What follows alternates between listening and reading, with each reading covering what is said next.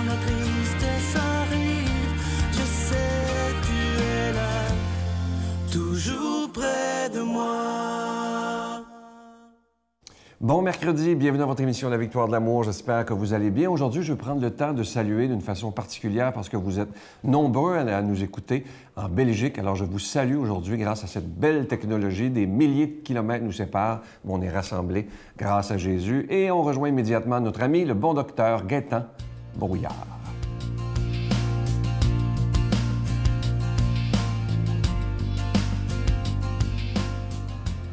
Je vous souhaite passer une belle journée et nous allons débuter cet entretien pour réaliser à quel point il y a une partie de vous qui est un médecin aussi. C'est ce que j'appelle ce médecin intérieur et je vais vous donner l'exemple et qu'on doit appliquer aussi en médecine humaine. Par exemple, pour les plantes. Lorsque votre plante commence à être fanée, lorsque votre plante, les feuilles commencent à tomber, les feuilles commencent à jaunir, est-ce que votre premier réflexe serait de donner seulement des vitamines à votre plante? Je suis sûr que non. Vous êtes déjà ce thérapeute pour la plante. Regardez, vous allez regarder la plante. Peut-être qu'elle manque un peu d'eau. Peut-être que l'endroit où elle est maintenant, elle manque de soleil aussi. Peut-être que sur les feuilles, il y a des petits pucerons. Donc, il y aurait des choses à rajouter. Ou peut-être aussi qu'elle manque de terre, tout simplement. Elle manque de bonne terre. Hein? Son alimentation n'est pas de mise ici. Mais c'est un peu pareil en médecine. À un moment donné, il faut retrancher les choses qui risquent de nous faire basculer dans la maladie. Et un des problèmes qu'on a eu quand même depuis les années 1880-1875, c'est le mercure. Aujourd'hui, la planète est remplie de mercure et on ne sait pas trop où mettre ce mercure. Et malheureusement, je peux convenir qu'on le dépose encore dans notre bouche. Et laissez-moi vous raconter un peu mon histoire. Il y a peut-être une trentaine d'années, alors que j'étais parti suivre une formation sur la douleur, j'ai rencontré le docteur Vimy, qui est un dentiste, chirurgien dentiste de Calgary, donc un Canadien de chez nous, qui était convaincu que le mercure dans nos amalgames, hein, ce qu'on appelle les parties grises que l'on met, donc c'était du plomb à l'époque et du mercure à quantité égale à peu près, était convaincu que ceci était dangereux pour le corps humain. Et il a eu la brillante idée de prendre ce même mercure et de le rendre radioactif, c'est-à-dire en mettant un peu de particules pour être capable de le suivre sur des radiographies. Et il a fait ça avec des moutons. Donc, il avait pris une centaine de moutons et avait fait 4 plombages chez les moutons avec ce mercure qui était rendu radioactif et donc on pouvait suivre avec une radiographie isotopique où était rendu le mercure. Et à sa grande surprise, après une dizaine de jours déjà, lorsqu'il faisait une radiographie, il voyait le mercure qui avait laissé l'amalgame et qui pénétrait dans la gencive et qui commençait à aller un peu plus loin. Et dans les semaines qui ont suivi, le mercure se retrouvait dans les reins, dans le foie, dans le cerveau. Et même, il y avait une brebis à l'époque qui était enceinte et la brebis, avec le fœtus également s'illuminait, c'est-à-dire qu'on voyait des particules de mercure radioactive jusque dans le fœtus. Donc, ce qu'on pensait au niveau du mercure, comme quoi c'est quelque chose qui était inerte au niveau de la dent, c'est, à mon avis, il faut se poser de sérieuses questions par rapport à ça. Ça fait partie un peu de tout l'arsenal dans lequel nous vivons aujourd'hui. Donc, il y a des choses qu'il faut peut-être soustraire ou diminuer dans notre environnement pour éviter justement de tomber ou de devenir malade. Je vous souhaite une belle journée. À la prochaine. Notre Père qui es aux cieux, que ton nom soit sanctifié, que ton règne vienne, que ta volonté soit faite sur la terre comme au ciel. Donne-nous aujourd'hui notre pain de ce jour. Pardonne-nous nos offenses comme nous pardonnons à ceux qui nous ont offensés. Ne nous laisse pas entrer en tentation, mais délivre-nous du mal, car c'est à toi qu'appartient le règne, la puissance et la gloire pour les siècles des siècles. Amen. Je sais que vous êtes très heureux de ce nouveau cadeau du mois. Je vous en parle depuis 3 semaines. Une exclusivité de la Victoire de l'amour. Ça se retrouvera jamais en magasin. Un coffret de 2 CD du bon docteur Gaétan Brouillard qui s'intitule « En toute intimité avec le docteur Gaétan Brouillard, conseils spirituels et médicaux ». 2 CD. Le premier qui est conseils spirituels. Je vous donne quelques titres de chapitres que vous allez beaucoup aimer. La culpabilité qui nous rend malades et comment s'en sortir. Un autre chapitre que moi j'aime beaucoup, se pardonner et guérir. Quelque chose que vous allez beaucoup aimer. Ensuite, il nous fait faire un exercice pour avoir l'estime de soi. Il y a tellement de gens qui n'ont aucune estime d'eux-mêmes. Alors, ça nous aide beaucoup. Il y a beaucoup d'autres chapitres sur ce CD et je vous en donne quelques-uns sur les conseils médicaux. Un premier chapitre qui dit « Et si les médicaments ne suffisaient plus? » Un autre chapitre « Les maladies chroniques nous guettent de plus en plus jeunes. » Et il nous donne des conseils pour les éviter, évidemment. « Nous sommes ce que nous mangeons et pensons. » Un exercice anti-stress. Et un autre chapitre que j'aime beaucoup, quels suppléments et vitamines dois-je prendre pour être en pleine santé? Il donne même les dosages. C'est avec un don de 25 $. Je vous donne l'adresse, la Victoire de l'amour, casier postal 120, succursale Boucherville à Boucherville, J4B 5E6, je vous la redonne, la Victoire de l'amour, casier postal 120, succursale Boucherville à Boucherville, J4B 5E6. Également par téléphone, par carte de crédit du lundi au vendredi de 8h30 à 16h30 dans le 514-523-4433, 523-4433 ou sans frais le 1-888-811-9291, 1-888-811-9291 et aussi sur notre site Internet, le www.lavictoiredelamour.org, le coffret de 2 CD du bon docteur Gaétan Brouillard.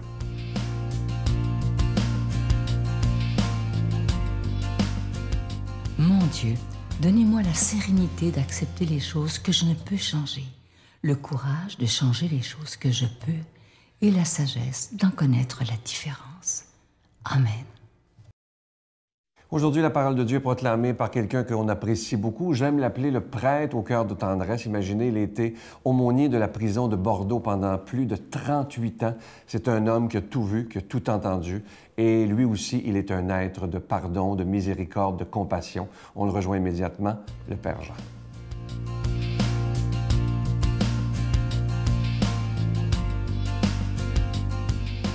Bonjour.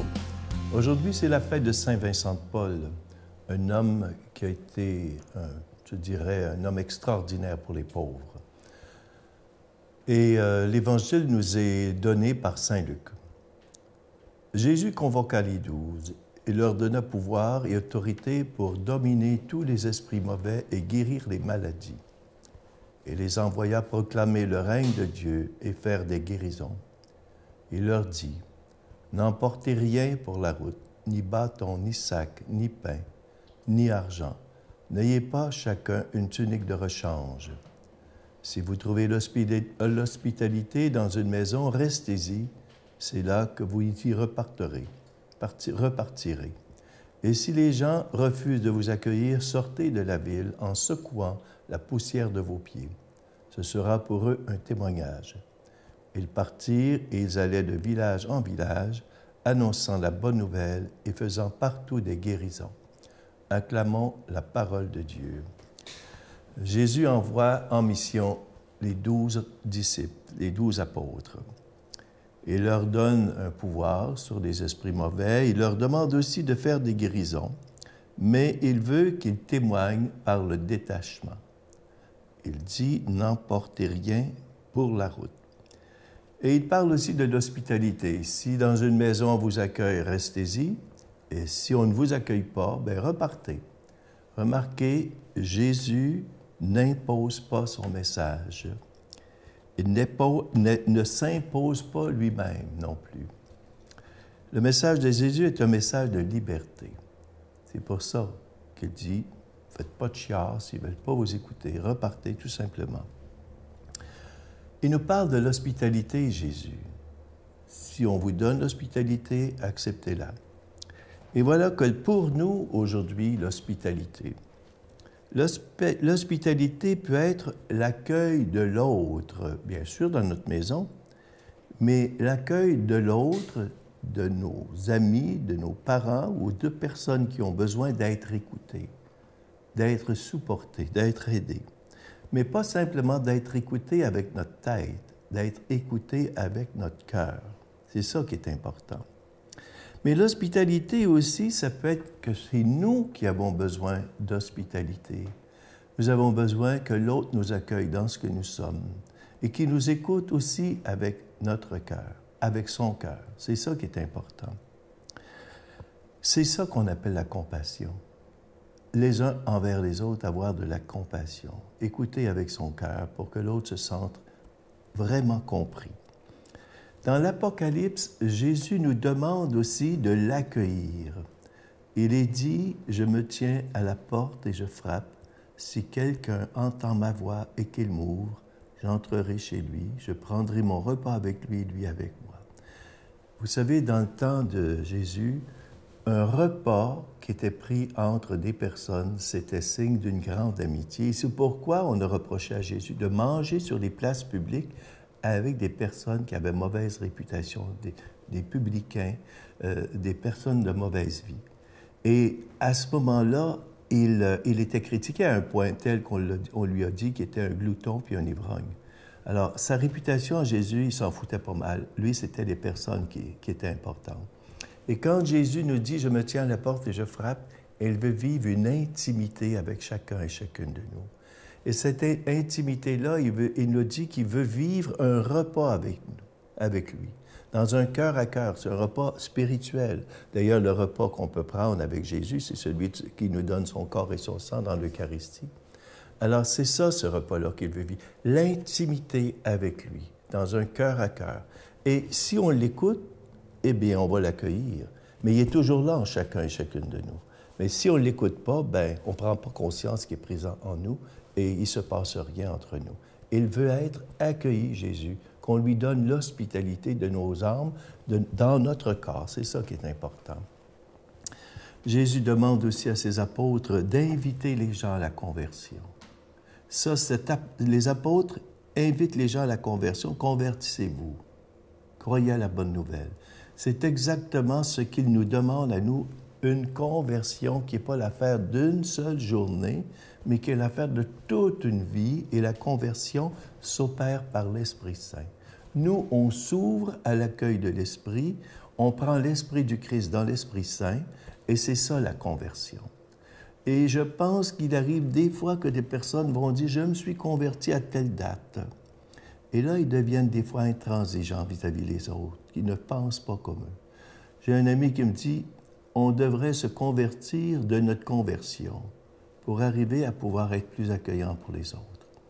Alors, voyez-vous, c'est là que le message de Jésus peut nous rejoindre chaque jour.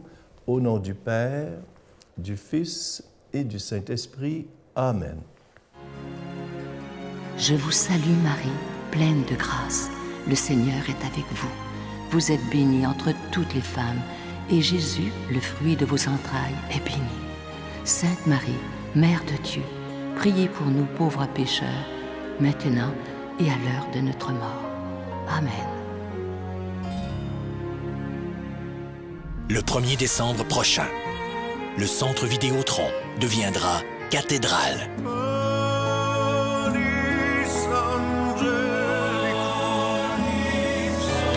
Mario Pelcha et les prêtres. Sans oublier la voix angélique de Sophia Rose Boulanger.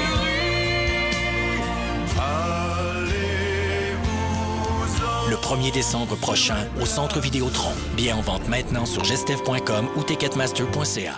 Je vous laisse avec une belle pensée qui dit ceci. Le pardon n'est pas quelque chose que nous faisons pour les autres.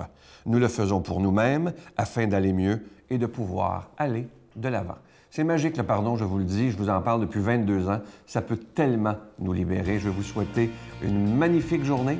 Et moi, j'ai déjà hâte de vous retrouver demain, comme d'habitude. Prenez soin de vous. Et comme je dis souvent, soyons dans la gratitude.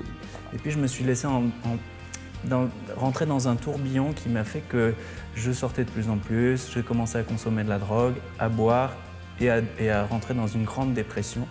Et à me dire, finalement, est-ce que je mérite de vivre ? Oh là là. Et ça, c'est vrai que ça a été une période de ma vie horrible parce que j'avais tout. Quand j'étais au Carmel, j'avais tout, j'étais heureux. Pourtant, matériellement, je n'avais rien. Rien.